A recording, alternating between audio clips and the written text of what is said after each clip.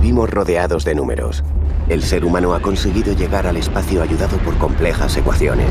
Y las aplicaciones de nuestros móviles se valen de las matemáticas para su correcto funcionamiento. Muchos de esos conocimientos se los debemos en gran parte a la contribución científica de los musulmanes que llegaron a la península ibérica hace más de 1000 años. En aquel tiempo se pusieron nombres a cientos de estrellas que brillaban en el firmamento. Idearon un artilugio que se podría comparar con nuestro GPS actual, y sus avances en matemáticas y astronomía se siguen utilizando en el siglo XXI. Vamos a descubrir la herencia que nos dejaron aquellos habitantes de la península ibérica en Al-Ándalus, el legado.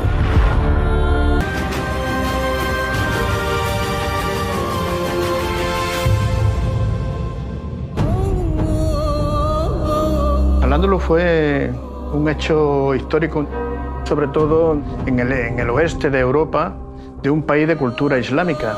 Durante los siglos VIII y el XIII, los árabes ya habían conquistado Babilonia, la India, el norte de África y la península ibérica.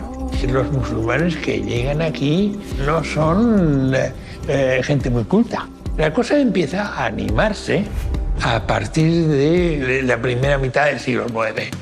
Entonces empiezan a llegar libros de Oriente. Y es el principio de cuando la ciencia se empieza a desarrollar en Al-Ándalus, que es básicamente en la segunda mitad del siglo X. En Al-Ándalus hubo un renacimiento cultural brillante que duró mucho tiempo porque representó una puerta de entrada de un gran conocimiento que se había abandonado en Occidente y que fue rescatado a través de la civilización islámica. Este desarrollo de las ciencias que se produjo en la península ibérica a partir del siglo X ocurrió en todo Al-Ándalus. ¿Qué ciudades apostaron por este interés en el saber y el conocimiento? Toledo en el siglo XI era un crisol. Ahí había gente dedicada a las matemáticas y la astronomía de mucha calidad, conocimiento y afán de avanzar. Las matemáticas y la astronomía formaban todo un bloque, todo un conjunto, y normalmente los que eran matemáticos eran también astrónomos. Hay que tener en cuenta también el apoyo que los astrónomos y otros científicos en Toledo han recibido de las autoridades, porque sin dinero, sin financiación, no se puede hacer ciencia de vanguardia. En el siglo XI, en Toledo, se dio un notable interés por las ciencias. En este hervidero de conocimientos nació un hombre que marcó un antes y un después en el mundo de la astronomía. La astronomía en Al-Ándalus fue muy importante a partir del siglo XI, con la figura de Azarquiel. Azarquiel es el astrónomo más importante en la península ibérica durante muchísimos siglos. Azarquiel, por las crónicas, nació en una familia, no se podría llamar ni siquiera de acomodado. Una familia de orfebres, y allí trabajaba con su padre hasta que fue descubierto por Ibn Said, que era el cadí de Toledo, que vio sus habilidades como orfebre y entonces se lo llevó a la corte. Siendo casi un niño llegué a la corte toledana de Al-Mamun. Al principio no era más que un cincelador de metales, pero poco a poco, prestando atención a los maestros y preguntando mis inquietudes a los astrónomos, conseguí con los años adquirir unos conocimientos que se ganaron el respeto de los sabios de Toledo. Azarquiel es un astrónomo esencial en la Escuela de Toledo, es un autodidacta que además su legado fue incorporado después en el libro de la sabiduría de Alfonso X el Sabio, con lo cual ha llegado hasta nosotros. A mi juicio, el legado de Azarquiel hoy día tiene mucha relevancia histórica. ¿Qué descubrió Azarquiel? ¿Cuál es su legado? ¿Cómo consiguió un cincelador de metales convertirse en uno de los astrónomos más importantes de la historia de la península ibérica?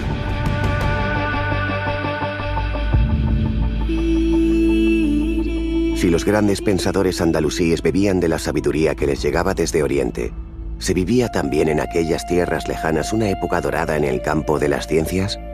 ¿Existían sabios relacionados con las matemáticas y la astronomía?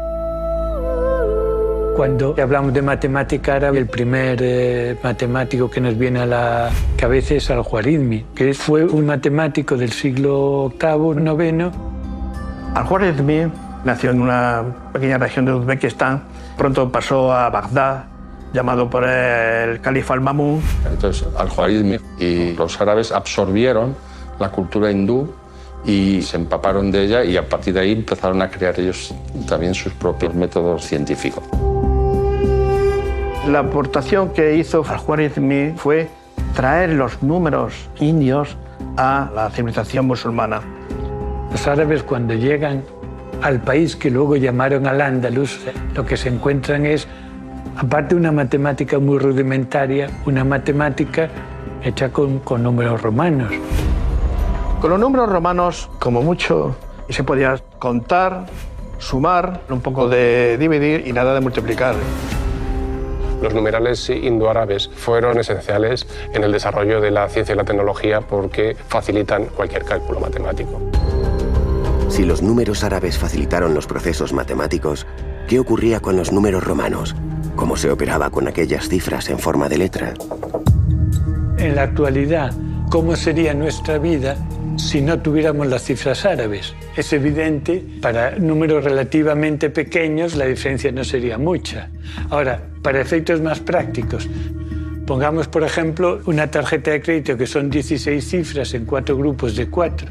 E imaginaros cómo sería si tuviéramos que usarlos en números romanos. Ocuparía muchísimo más sitio, por supuesto, y las cuentas serían mucho más difíciles. Por lo tanto, si no tuviéramos los números que nos dejaron los árabes y que entraron en Europa a través del Al-Ándalus, de luego las matemáticas habrían avanzado muy poco y la ciencia estaría completamente estancada. Aparte del sistema decimal originario de la India, los musulmanes aportaron varios elementos de valor numérico que han sido decisivos para el despegue de las ciencias exactas. Al-Juarizmi trajo los números y sobre todo los números posicionales. Es decir, un 1 o un 2 no es lo mismo que esté el primero, el segundo, el tercer puesto.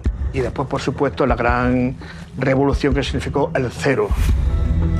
El 0 aparece hacia el siglo VIII en la India y tiene mucha importancia porque si tú tienes un sistema posicional y en las centenas no hay nada, pues tienes que poner ahí algo y ese es el 0. La idea del 0 ya existía, pero no como la desarrollaron los indios y la tomaron los musulmanes. En los sistemas de numeración antiguos no existía el 0. Por ejemplo, los números romanos no tienen 0. Hay una anécdota un poco de que la Iglesia cristiana no lo aceptaba. Pensaba que el 0 era la nada, ¿no? Y la nada es la ausencia de Dios y eso podía hacer hasta un sacrilegio, ¿no? Con el 0 y con los números posicionales se pudieron crear grandes cantidades y se podía sobre todo calcular con ellas. Esas son las dos grandes revoluciones que trajo al-Juarizmi, el número posicional y el 0. En la actualidad hemos asimilado ese concepto abstracto llamado 0 que llegó a Occidente a través de la obra de al-Juarizmi. Este matemático musulmán también se interesó por una compleja rama de las matemáticas. El álgebra del Juarizmi, que es su obra más importante y la que tenemos más completa, supone una profundización en la geometría griega y una posibilidad de poner en forma de ecuación problemas geométricos, lo cual facilita la solución numérica. Por lo tanto, podemos decir que el álgebra es el arte de resolver ecuaciones. Podemos decir incluso que una ecuación es un puzzle de números multiplicados, restados, que conocemos todos menos uno. Anteriormente, del álgebra tú podías hacer un montón de operaciones para un mismo problema. Ahora con una fórmula es muy fácil. Ahora se hacen rápidamente. Eso fue el gran aporte del álgebra. Esta rama de las matemáticas que hemos heredado de los musulmanes, ¿en qué se emplea en la actualidad? ¿Existe algún campo de la ciencia en el que el álgebra es imprescindible para su funcionamiento?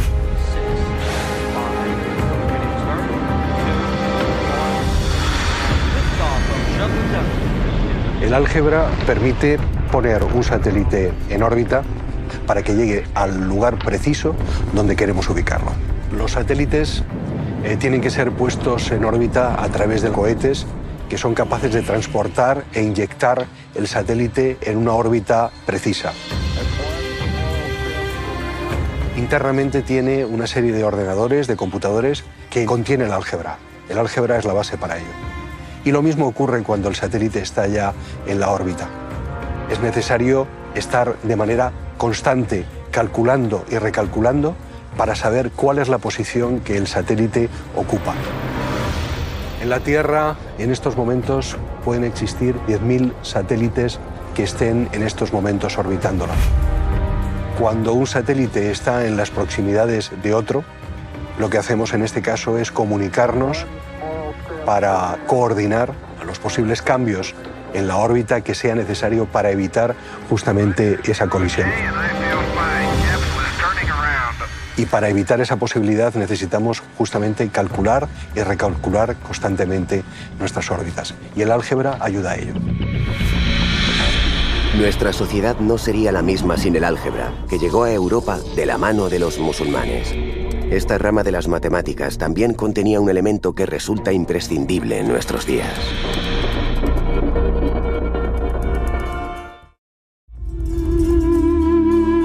El álgebra es una rama de las matemáticas que se ocupa de las ecuaciones, pero en el álgebra hay algoritmos también. Un algoritmo se puede definir como un conjunto de reglas que, aplicadas a unos datos, en un número finito de pasos, llegan a un resultado y resuelven un problema. Es como un manual de instrucciones, tú vas leyendo la primera instrucción, segunda instrucción, tercera instrucción, pues todo eso lo condensa en una fórmula, un algoritmo. Los algoritmos provienen de muy diversas fuentes, ciertamente algunas muy antiguas, Egipto, Babilonia, la Grecia clásica y, por supuesto, también la matemática hindú.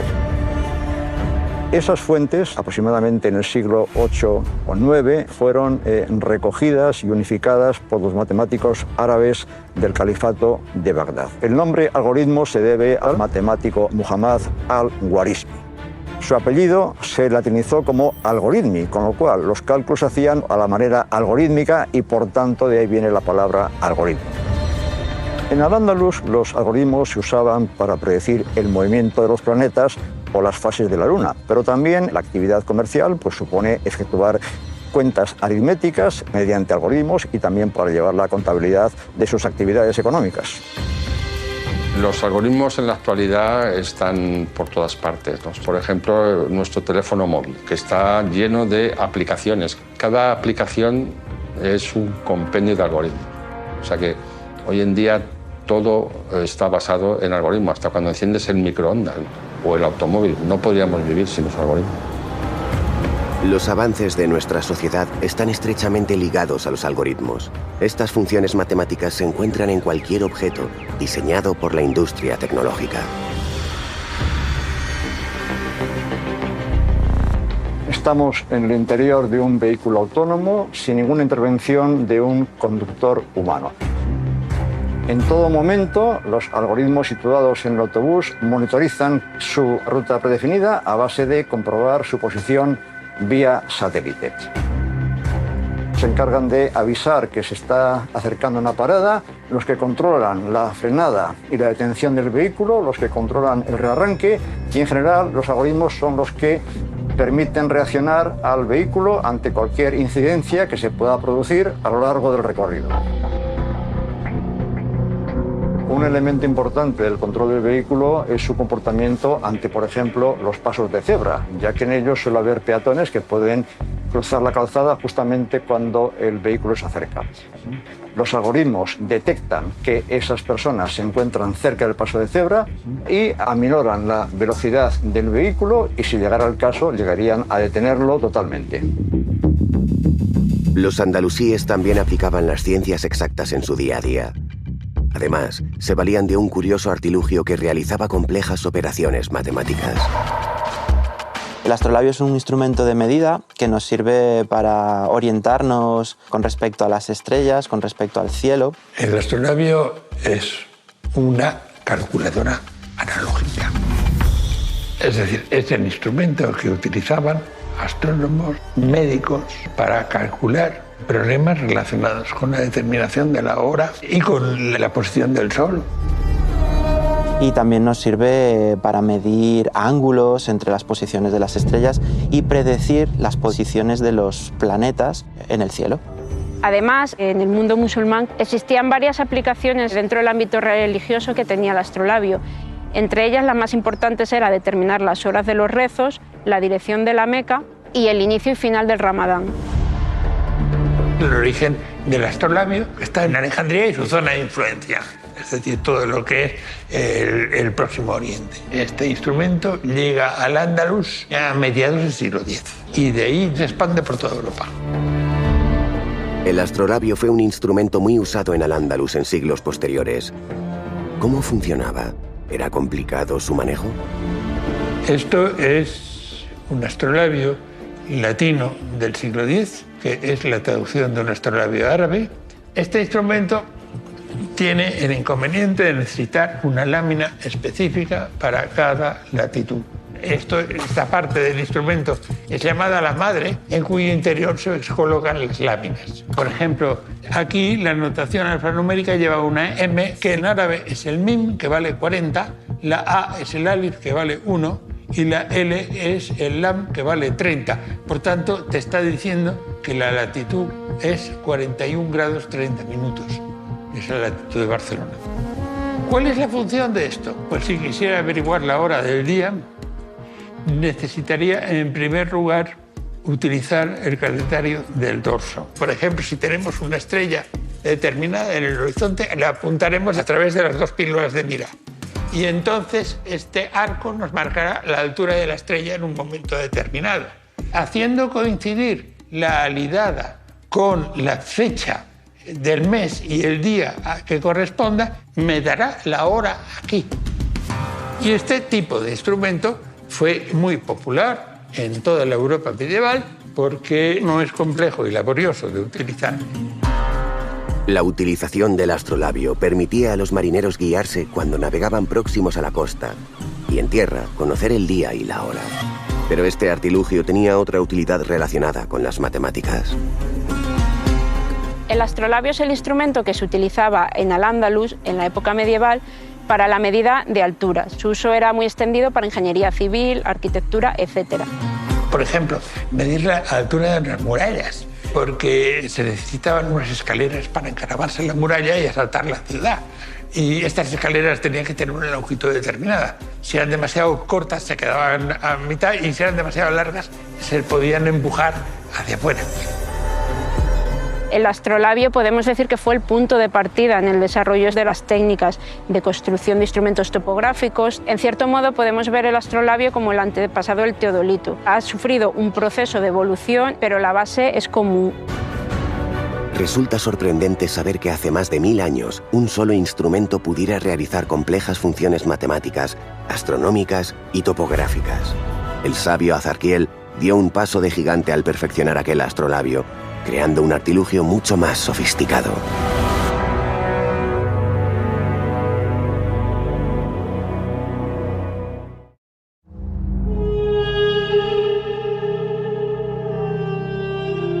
La astronomía andalusí provocó un salto cuantitativo no solo en la península, sino en Europa, con una serie de aportaciones que tienen que ver con el desarrollo, por ejemplo, de instrumentación astronómica, como es el astrolabio, pero la mejora que hace Azarquiel del astrolabio es esencial en el desarrollo de la astronomía andalusí.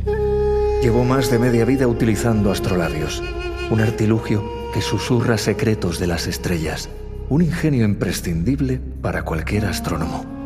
Pero mi querido y familiar astrolabio es imperfecto, como cualquier mortal. Por la gracia de Alá, he conseguido crear un nuevo artilugio que lo mejora y supera. La zafea de Azarquiel se puede utilizar para cualquier latitud y eso tuvo un desarrollo espectacular en Europa.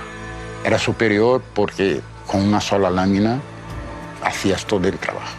La mejora que hace Azarquiel del astrolabio es esencial porque tenía una nueva parte móvil que permite el uso del astrolabio en cualquier localización.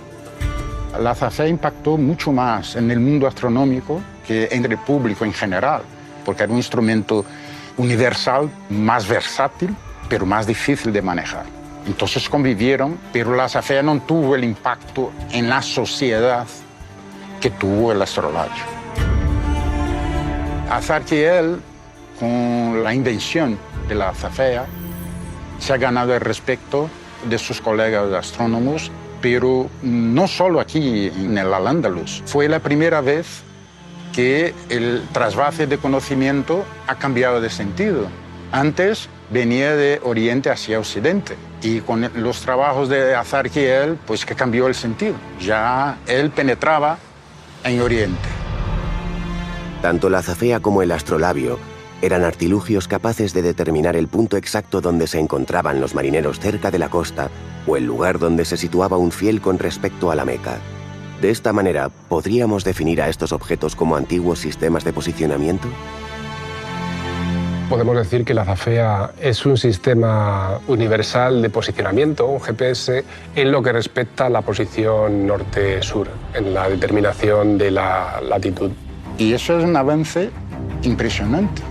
Era un GPS mejorado, porque los astrolabios eran GPS entre comillas. Pero el principio es muy distinto. Cuando con la azafea puedes medir ángulos, con el GPS estamos hablando de medir distancias a los satélites y no hacemos triangulación, hacemos una cosa que se llama trilateración. Es decir, obtener mi posición midiendo distancias a puntos de referencia que en el caso del GPS son los satélites. El GPS se utiliza en numerosas aplicaciones. De hecho, el posicionamiento está empezando a considerarse una necesidad del siglo XXI. La orientación era fundamental en los viajes en barco y para los peregrinos que en muchas ocasiones iban en busca del saber. En sus largas travesías, ¿cómo se guiaban hasta su destino? ¿Se ayudaban de mapas? Los mapas antes de la conquista islámica de la península ibérica son bastante sencillos, es realmente un croquis. Solo permiten hacer una construcción mental de cómo estaban los continentes, dónde estaban ciertas ciudades importantes, Roma, Jerusalén, etc. Pero no eran herramientas útiles para viajar, por ejemplo. Y era una cartografía descriptiva. No estaba trazada a escala, ni existía ningún instrumento topográfico para medir y realizar mapas a escala como entendemos hoy en día.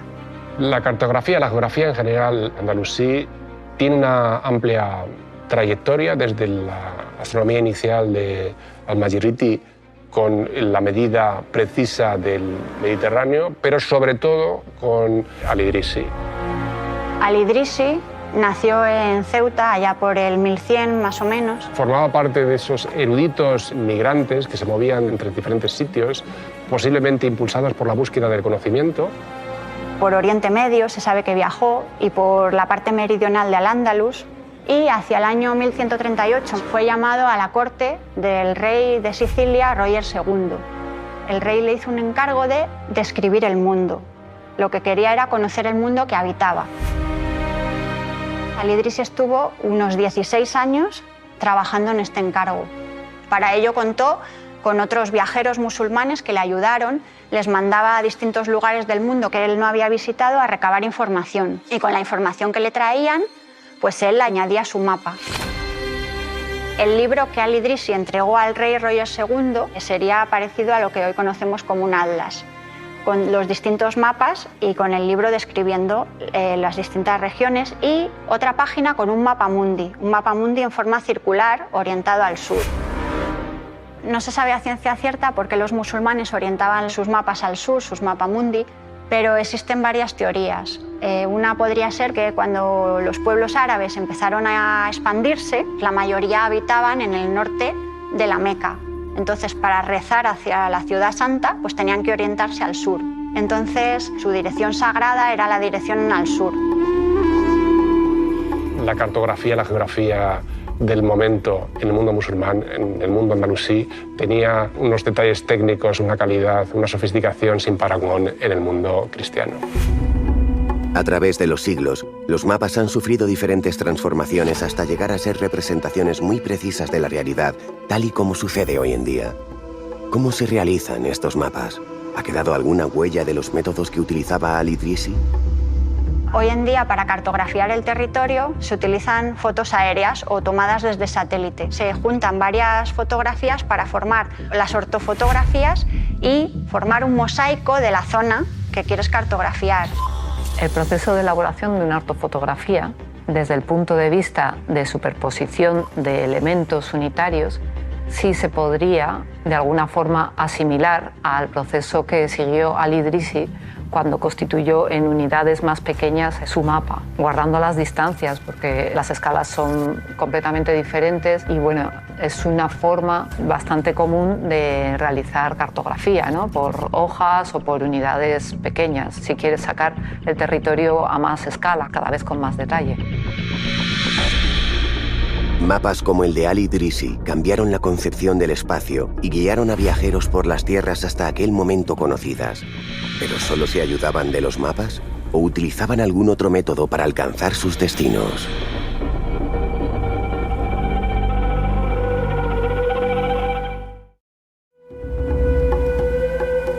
La brújula que se descubre en China hacia el 1070, 1071, ya hay documentos que hablan de una aguja que se orienta siempre hacia el mismo lugar, el norte, ¿no? La llegada de la brújula al Al-Ándalus fue en los años 1290 y bueno, pues en esta época la navegación era algo muy tosco, muy rudimentario, entonces la brújula significó un gran avance. Hay descripciones, la brújula musulmana hablan de que es un pez flotando en un tazón con agua. El pececito, que está hecho de una piedra imantada, tiene magnetita o piedra imán o calamita en su interior. Pues se pondría en el agua y bueno, al flotar está, digamos, libre de rozamientos y se orientaría pues hacia el norte magnético. Poco a poco la brújula que se fue mejorando y les permitía navegar sin referencias, ¿no? Navegar por mar abierto, fuesen las condiciones que fuesen, aunque fuese de noche y no viesen las estrellas o hubiese niebla, pues ellos podían seguir un rumbo. Estas brújulas son las que llevaron pues, los descubridores a descubrir América, ¿no? Ese instrumento que llegó hasta el Al-Ándalus, ¿cómo ha evolucionado hasta nuestros días? ¿Qué papel juega la brújula en las travesías marítimas en la actualidad? Las brújulas actuales guardan toda la similitud con aquellas brújulas y normalmente en los barcos se sigue llevando brújula, aunque siempre es como un elemento auxiliar, ¿no? A la navegación GPS y luego, bueno, pues en combinación con el mapa, pues es un instrumento todavía muy usado. Las brújulas y los mapas eran una ayuda muy valiosa en los viajes. Pero si no se disponía de ellos, se podía recurrir a la guía de las estrellas. Unas estrellas que cada noche brotaban en el cielo andalusí y que eran analizadas por astrónomos como Azarquiel. Azarquiel es un astrónomo andalusí que fue esencial en el desarrollo del conocimiento astronómico en el Al-Ándalus. Y hay que resaltar que él dominaba los dos aspectos principales de la ciencia de la astronomía, que es la teoría y la observación. Todas las noches desde hace 37 años salgo a la intemperie para disfrutar del espectáculo que se abre sobre mí. Cientos de estrellas resplandecientes, planetas que cambian de lugar y la luna, alterando su aspecto durante el mes lunar.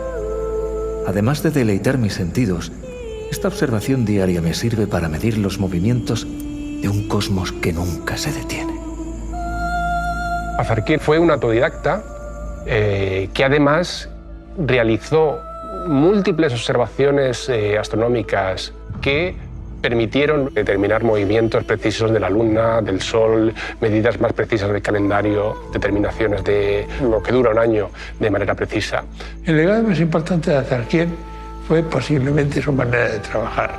El hecho de que confiaba en la precisión de las observaciones hechas en la antigüedad.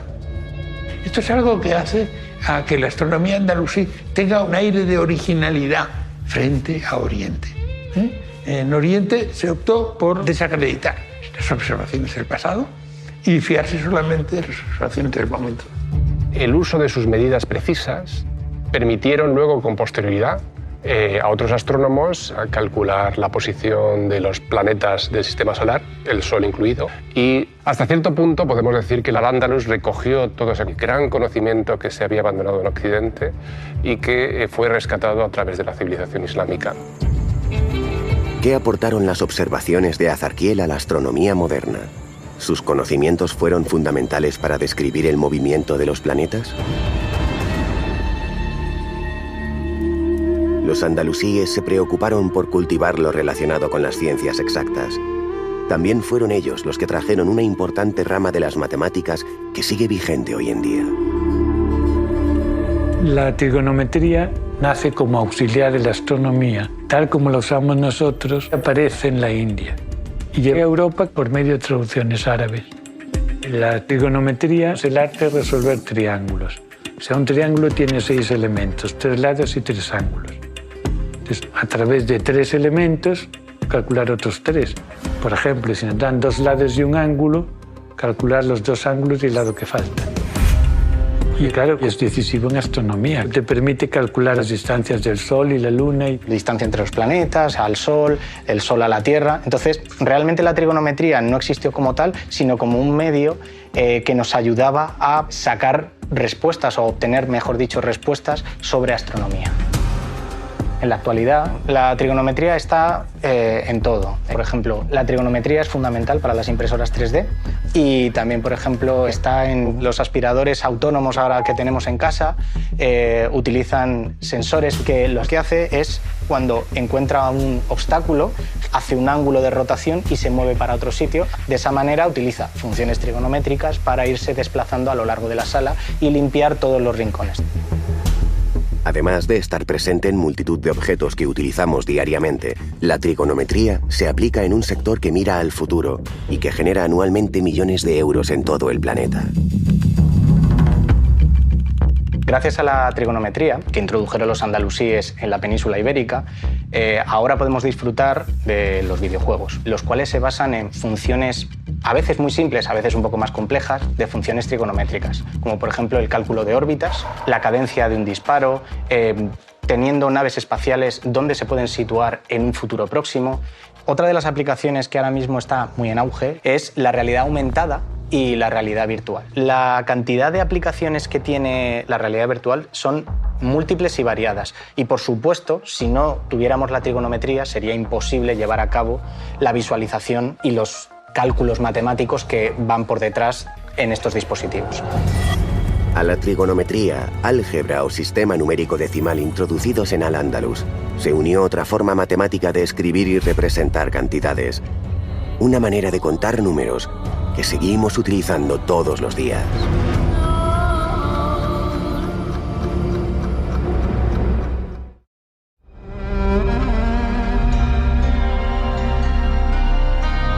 El sistema sexagesimal fue introducido en la península por los árabes hace más de 1000 años. En Al-Ándalus se utilizó al principio el sistema de numeración romano, porque todavía, al fin, la herencia romana estaba aquí, y después rápidamente entró el sistema sexagesimal. Pero el sistema sexagesimal es muy antiguo. Se puede remontar uno hasta la civilización de Mesopotamia, hace 4500 años. Está basado en el número 60. ¿Por qué? Cuando es más razonable trabajar con el sistema decimal porque tenemos 10 dedos. El sistema sexagesimal puede aparecer, por ejemplo, si en lugar de contar dedos contamos las falanges de los dedos. Con el dedo gordo tenemos acceso a 12 falanges. 1, 2, 3, 4, 5, 6, 7, 8, 9, 10, 11 y 12. Y esto lo podemos repetir, por ejemplo, tantas veces como dedos tengo en la otra mano. De esta forma se puede contar de manera muy fácilmente hasta 60. Y eso fue lo que hizo que fuera tan popular el sistema sexagesimal babilónico. De hecho, todavía pervive, no solamente en geometría, los 360 grados de la circunferencia, sino también en las horas. Parece estar relacionado con el hecho de que dentro de una circunferencia se puede inscribir un hexágono. Este polígono se puede dividir a su vez en 6 triángulos equiláteros. Si estamos utilizando el sistema sexagesimal, un ángulo debería poderse subdividir en 60 unidades. Precisamente eso es lo que ocurre. En un triángulo equilátero, los 3 ángulos iguales tienen 60 grados. Al estar formando 6 de estos triángulos, 6 por 6, 360 grados. Es decir, una hora tiene 60 minutos y un minuto tiene 60 segundos. De ahí el sistema sexagesimal. Además de medir el tiempo, ¿este sistema de numeración tiene otros usos importantes en la actualidad? El sistema sexagesimal tiene bastantes aplicaciones en la actualidad y quizá la menos esperada es en criminalística. Por ejemplo, aquí tenemos una fotografía ficticia de un compañero en la que aparece "estoy secuestrado". La policía procede a analizar la información disponible en la propia fotografía. Lo importante de esto es que aparecen varios hitos que son reconocibles. Tenemos el Pirulí, tenemos la Torre de Colón, tenemos el edificio de Telefónica. Esto nos permite trazar ángulos que unen directamente estos hitos con el foco de la imagen. Lo importante es que estos ángulos los traspasamos sobre el mapa y entonces el único punto del plano en el que se forman estos ángulos sería el lugar desde donde se ha tomado la fotografía. La introducción del cálculo sexagesimal y el uso de las matemáticas en la investigación policial nos dan nuevas soluciones, a puntos de vista que han quedado ya un poco obsoletos. En el caso de la balística, podemos determinar, por ejemplo, la altura, el grado de profesionalidad que tenga una persona que realiza unos disparos o incluso la distancia y el ángulo desde donde fue disparado ese proyectil. Por ejemplo, este caso que se muestra es una persona que tiene un orificio de bala con un ángulo muy pronunciado, determinado por su orificio de entrada y el de salida. Tal como se estaba estudiando, parecía que el disparo había sido realizado muy cercano, pero las pruebas forenses determinaban que no, porque no tenía muestras de pólvora dentro del cuerpo. Entonces, a partir del cálculo sexagesimal, se llegó a la conclusión siguiente. El disparo había sido un disparo accidental. La persona había disparado sin querer, había rebotado en el techo y al rebotar el ángulo de incidencia formado entre el inicio desde el proyectil, el techo y el ángulo de incidencia sobre el cuerpo sí coincidían con la teoría. De hecho, ese ángulo determinó la diferencia entre ser un homicidio imprudente o un asesinato. Podemos llegar a la conclusión de que muchos casos que pueden parecer en un principio irresolubles tienen una solución gracias a las matemáticas y el análisis a partir del cálculo sexagesimal que introdujeron nuestros antepasados árabes. En la resolución de determinados casos, la policía emplea el sistema sexagesimal, un método matemático que también fue utilizado por sabios como Azarquiel para realizar sus mediciones astronómicas, unos cálculos que tuvieron muchísima relevancia en la época andalusí. Una de las muchas contribuciones de Azarquiel a la astronomía andalusí ha sido las tablas toledanas, porque utilizaban los datos que eran mediciones precisas de estrellas y de los 7 planetas. La utilidad de las tablas toledanas son variadas, pero yo destacaría que con ellas podrías calcular la posición de los planetas en el futuro, por ejemplo. Azarquiel fue esencial a la hora de impulsar esas primeras tablas. Posiblemente no fuera el único contribuyente a su cálculo, pero dentro de su escuela fue primordial en el cálculo de las mismas. No se sabe con mucha exactitud cuánto tiempo llevaron los astrónomos para confeccionarla. Yo supongo por lo menos del orden de 10 a 20 años. Y eran las más precisas, porque él tenía una obsesión casi por la exactitud. Después de años observando un cosmos infinito, logramos componer las tablas toledanas. Un conjunto de números codificados que describen el movimiento de muchos de los astros conocidos y que nos ayudan a entender un poco mejor el universo.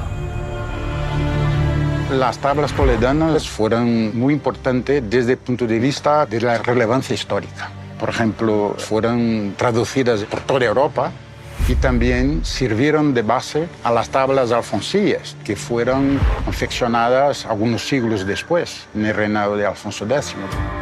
Curiosamente, no han sobrevivido las tablas originales, pero sí se conservan 128 manuscritos. La obra de Azarquiel se mantuvo viva durante siglos y sirvió de inspiración a afamados astrónomos de la Edad Moderna. ¿Qué le debe la astronomía actual a este sabio andalusí? ¿De qué manera ha contribuido el legado de Azarquiel al estudio de las estrellas en siglos posteriores?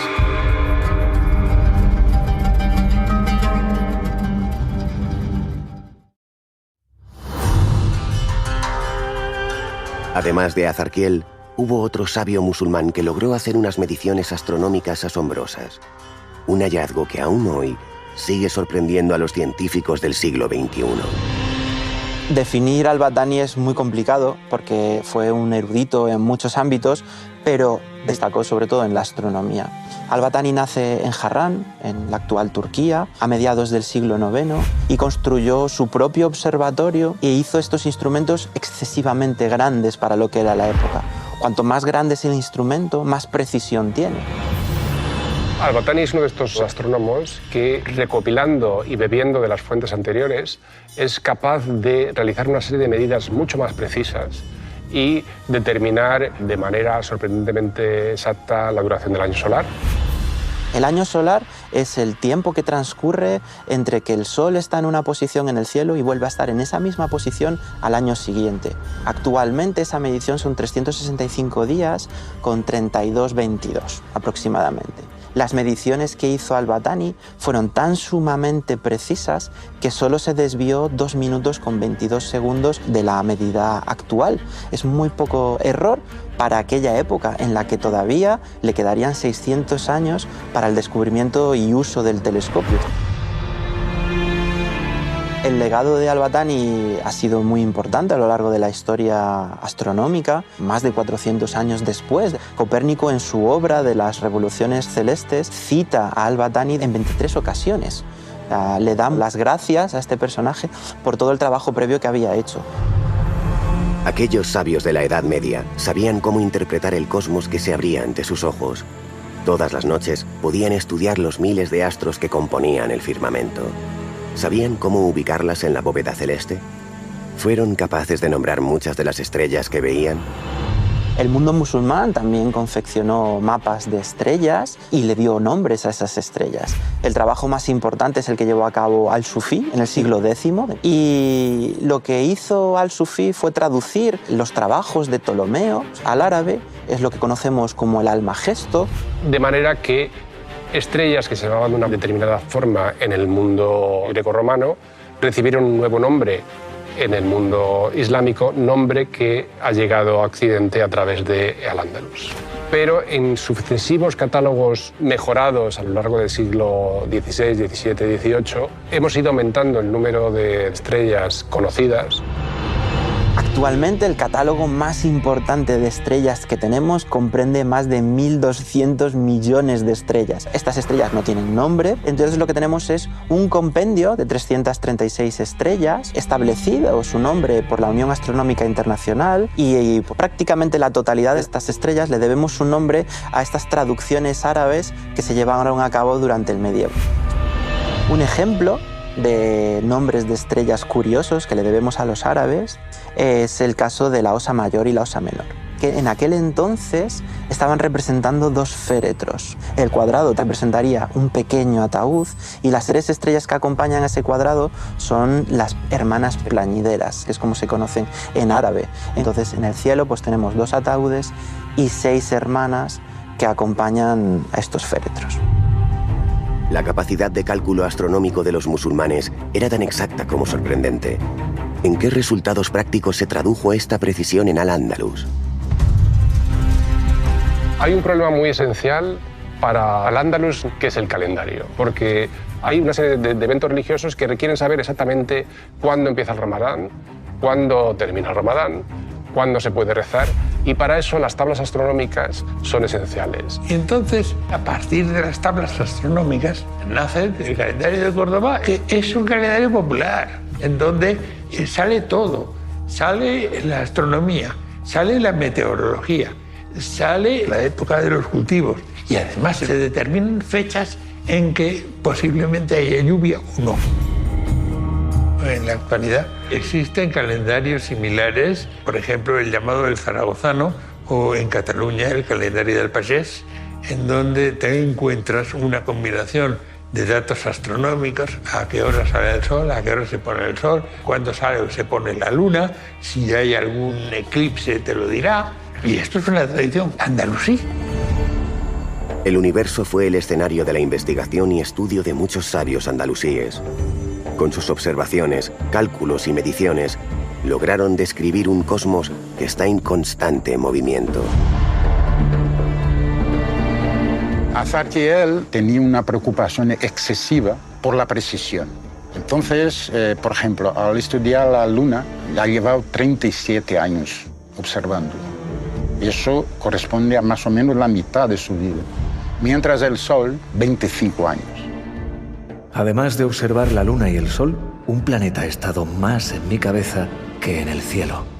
Mercurio no se encuadraba en mis cálculos ni en mis pensamientos. Un planeta que se movía a su antojo como un niño desobediente. Por la gracia de Alá, he conseguido hallar respuesta a este singular misterio. En el caso de Mercurio, Azarquiel calcula 2 movimientos circulares, es decir, el planeta se mueve sobre un pequeño círculo llamado epiciclo, cuyo centro se mueve a su vez por un círculo mayor que es el deferente. La interpretación no circular de la órbita de la deferente de Mercurio que hace Azarquiel representa una ruptura de cómo se interpretaban los movimientos de los planetas hasta ese momento. ¿Qué es lo que hace Azarquiel? Fue la primera vez en la historia de la astronomía en que se utiliza una curva no circular en un modelo tolemaico. Desafortunadamente no tuvo un eco inmediato. No fue hasta principios del siglo XVII que Kepler rompe con esa imagen circular y consigue definir las órbitas elípticas alrededor de un punto común cercano al Sol. Si Azarquiel tuvo un efecto directo o no directo es muy difícil saberlo.